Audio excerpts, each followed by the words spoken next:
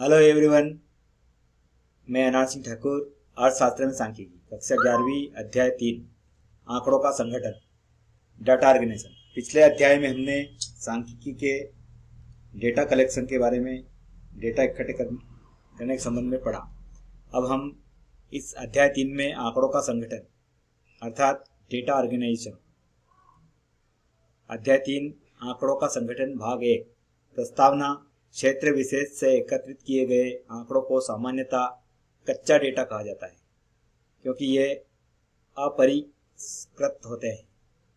यहाँ आंकड़े चरों तथा प्रेक्षेपणों के रूप में होते हैं। वैज्ञानिक विश्लेषण द्वारा अर्थपूर्ण निष्कर्षों को निकालने के लिए आंकड़ों को संगठित करना तथा वर्गीकृत रूप में प्रस्तुत करना आवश्यक होता है। इस पूरे आंकड़ों का संगठन भाग 1 में ये सीखेंगे हम। अब देखिए आगे, आंकड़ों का वर्गीकरण। आंकड़े के उद्देश्य अथवा आवश्यकता के अनुसार आंकड़ों को निम्न तरीके से वर्गीकृत किया जा सकता है। समय के आधार पर इस प्रकार के वर्गीकरण को कालक्रमिक वर्गीकरण अथवा काल श्रेणी आंकड़े कहते हैं। ये समय समय पर बदलते रहते हैं। स्थान के आधार पर इस प्रकार के वर्गीकरण को स्थानीय वर्गीकरण अथवा प्रतिनिधित्वात्मक आंकड़े कहते हैं। गुणों के आधार पर दो प्रकार से वर्गीकृत करते हैं, गुणात्मक वर्गीकरण और मात्रात्मक। गुणात्मक में उसके गुण का पता चलता है और मात्रात्मक में उसकी क्वांटिटी या मात्रा का पता चलता है।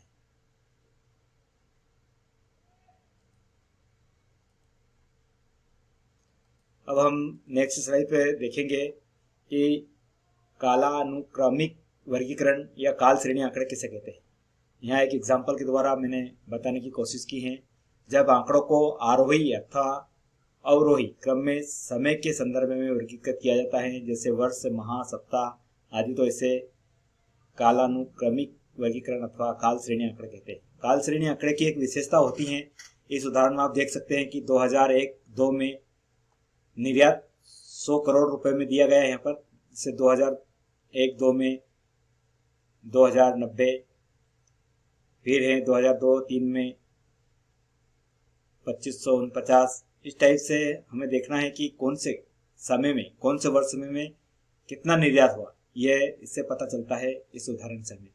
अर्थात वही काल श्रेणी आंकड़े, मतलब एक निश्चित समय अवधि के लिए होते हैं, इसके बाद उसका कोई उपयोग नहीं होता है, उसे काल श्रेणी आंकड़े कहते हैं। स्थानीय वर्गीकरण। अब स्थानीय वर्गीकरण का यहाँ पर जहां तक सवाल है कि जब आंकड़ों को भौगोलिक स्थिति जैसे देश, राज्य, शहर, जिला आदि के संदर्भ में वर्गीकृत किया जाता है, तो इसे स्थानीय वर्गीकरण अथवा प्रतिनिधित्वात्मक आंकड़े कहते हैं। पर्टिकुलर देखा जाता है कि ये अलग अलग राज्य में या अलग अलग उसमें भौगोलिक स्थिति अलग अलग होते हैं और अलग अलग आंकड़े आते हैं, तो ये स्थानिक वर्गीकरण होता है। सीधी सी बात है, जैसे मध्य प्रदेश में किए गए आंकड़े उत्तर प्रदेश या अन्य राज्य में काम नहीं आते हैं, वो स्थानीय स्तर का आंकड़े होते हैं। यहाँ उदाहरण दिया है मैंने, वर्ष 2015 में 10 बड़े भारतीय राज्यों के चावल का उत्पादन मिलियन टन दिया है। अब देखिए अलग अलग राज्य में अलग अलग, जैसे पश्चिमी बंगाल में 15.75, इसी प्रकार से उत्तर प्रदेश में 12.50, पंजाब में 11.82, तमिलनाडु में 7.98, ऐसे अलग अलग राज्य में अलग अलग उत्पादन होते हैं। तो ये स्थानीय वर्गीकरण कहलाता है। इस टाइप के जो आंकड़े रहते हैं वो स्थानीय वर्गीकरण कहलाता है, क्योंकि पश्चिमी बंगाल में उत्पादन की मात्रा 15.75 है, तो हरियाणा में 4.14 है। तो ये अलग अलग आंकड़े उपयोग आते हैं। अब गुणात्मक आंकड़े। गुणात्मक जिससे उनमें गुण दिखाई देते हैं, उन आंकड़ों में गुण दिखाई देते हैं। जब आंकड़े के गुणों अथवा विशेषता जैसे राष्ट्रीयता, धर्म, लिंग, वैवाहिक स्थिति के संदर्भ में वर्गीकृत किया जाता है, तब इस आंकड़े को गुणात्मक आंकड़े कहा जाता है। उदाहरण के लिए भारत की कुल जनसंख्या को लिंग के आधार पर पुरुषों की संख्या तथा स्त्रियों की संख्या में विभाजित किया जा सकता है। इसको आगे वैवाहिक स्थिति के अनुसार विवाहित, अविवाहित पुरुष, विवाहित, अविवाहित स्त्री में विभाजित किया जाता है। सीधी सी बात है कि गुणात्मक आंकड़े हम उसे कहते हैं जो उनके गुण दर्शाते हैं। धर्म के आधार पर हो गए, लिंग के आधार पर हो गए, या बहुत सारे गुण रहते हैं उनके आधार पर, वो गुणी आंकड़े कहलाते हैं। इसके बाद है मात्रात्मक वर्गीकरण। मतलब संख्यात्मक, जिसमें संख्या होती है। जब आंकड़े की मात्रात्मक विश्लेषण होता है, जैसे ऊंचाई कितनी है, भार कितना है, आयु कितनी है, आय, व्यय, विद्यार्थी द्वारा किसी विषय में प्राप्तांक आदि के संदर्भ में वर्गीकृत किया जाता है, तो इसे मात्रात्मक वर्गीकरण कहते हैं। सामान्यतः यह विशेषताएं विभिन्न आकार वाले वर्गों से समूहित की जाती है। एक उदाहरण दिया है बहुत अच्छा सा यहाँ पर।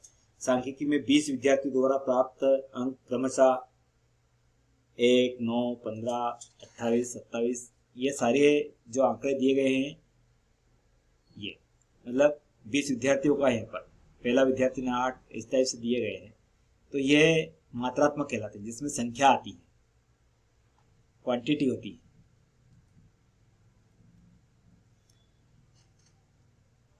उपरोक्त आंकड़ों को मात्रात्मक वर्गीकरण के आधार पर हम निम्न प्रस्तुत कर सकते हैं। एक उदाहरण दिया है, जो पिछला हमने उदाहरण दिया था उसमें देखा है कि 0 से 10 तक के 2 स्टूडेंट हैं, है ना।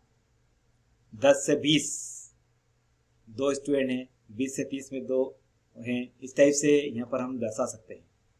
ये मात्रात्मक वर्गीकरण के आधार पर हमने प्रस्तुति की है। यहाँ पर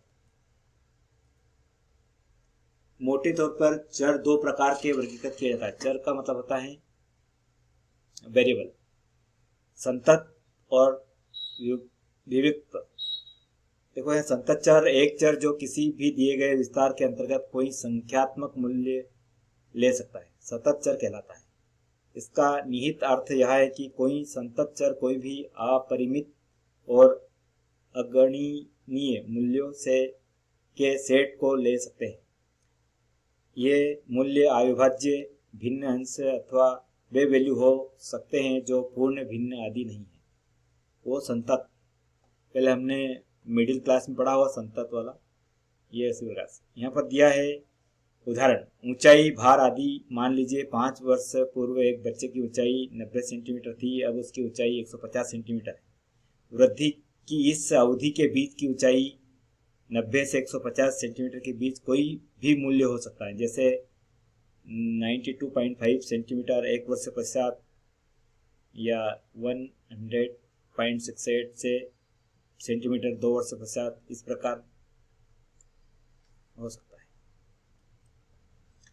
अब विभक्त चर, एक चर जिसके मूल्य निश्चित हैं अथवा जिसमें सुस्पष्ट मूल्यों की निश्चितता संख्या होती है, विभक्त चर कहलाते हैं।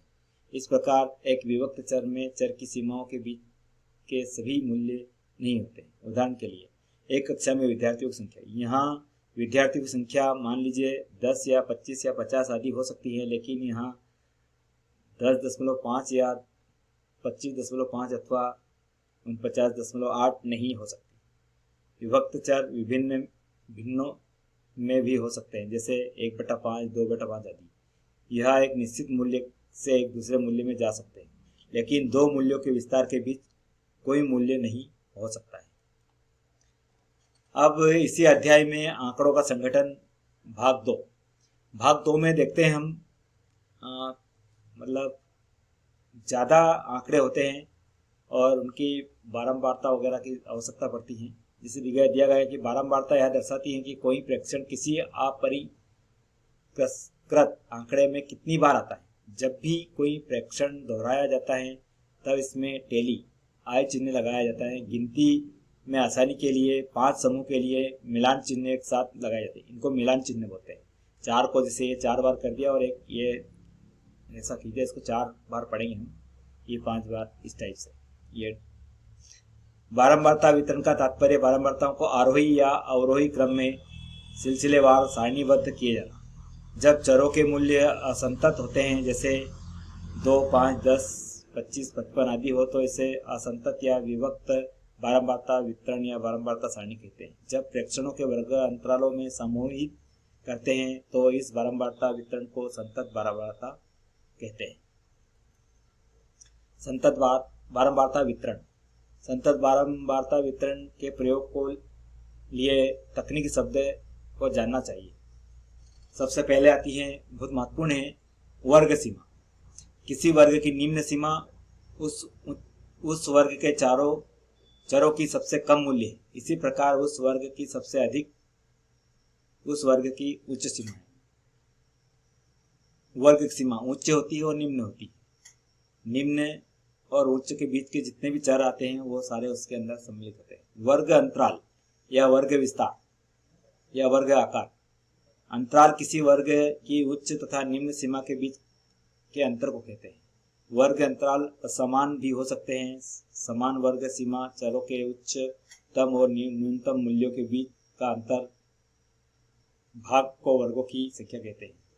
समावेशी वर्ग अंतराल, अब यह थोड़ा अलग टाइप का है कि उच्च और निम्न सीमाएं वर्ग की आवृत्ति में शामिल होती ताकि प्रत्येक सीमा का मूल्य समावेश किया जाए। तो समावेशी वर्ग में उच्च और निम्न की सीमा का जो अंक रहता है वो सम्मिलित होता है।